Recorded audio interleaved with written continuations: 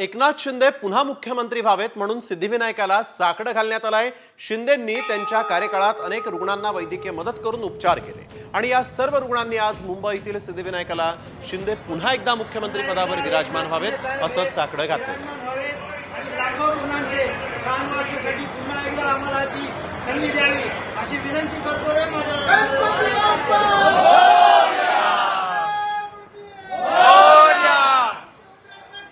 तर एकनाथ शिंदेच मुख्यमंत्री होतील असा विश्वास संजय शिरसाट यांनी व्यक्त केलाय। मंत्रिमंडळात नव्या चेहऱ्यांना संधी मिळणार असून वादग्रस्त जे ठरलेत त्यांच्याबाबत लवकरच निर्णय होईल अशी माहिती शिरसाट यांनी दिली आहे। तर एकनाथ शिंदे साहेब, देवेंद्र फडणवीस साहेब आणि अजितदादा हे तुम्हाला 2 दिवसांतर देतील। ते स्वतःच पत्रकार परिषद घेतील।